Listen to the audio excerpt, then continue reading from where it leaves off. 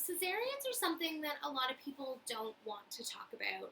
For most people, a cesarean birth is not their plan, although for some people it is. Some people are happy to have a cesarean, but most people are not.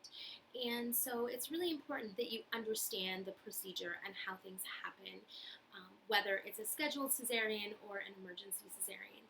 And one of the first things I want to address is that emergency here doesn't actually mean emergency.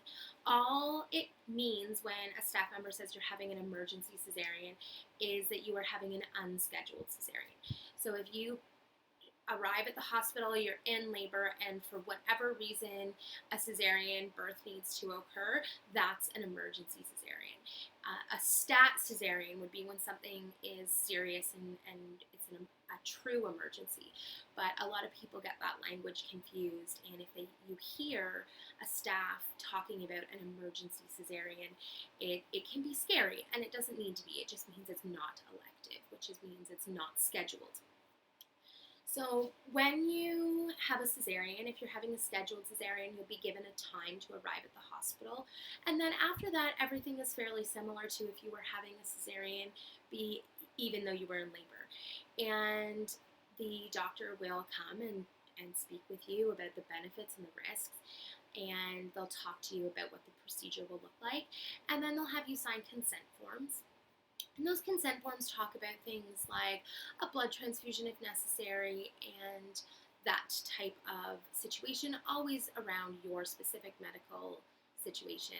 And then the doctor will leave, and the doctor's going to go and get ready for surgery, and you're going to be prepped in your room. So that means that you'll change into a hospital gown if you're not in one already. You will get an IV if you don't already have one, and then when it's time to go back, they will take you on your bed. You don't have to walk or go anywhere. They'll just move your whole bed out, and they'll take your bed over to the OR. And this is where you sort of leave your support team for a little while. Your spouse or your doula or your family members will have to stay behind, and you'll be taken to the OR on your own. And this is when they get you settled on the OR table.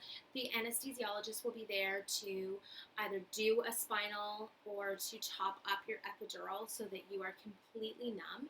And the goal is for you to be completely numb and not feeling anything from about the nipples down.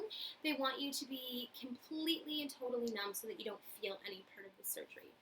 Once you are completely numb, they'll have you lie back on the table, and your arms will be spread out on bolsters on either side of you, and that's so that one of your arms, the anesthesiologist has access to the IV in your arm, and on the other side you'll have a blood pressure cuff because they will be taking your blood pressure frequently throughout the surgery.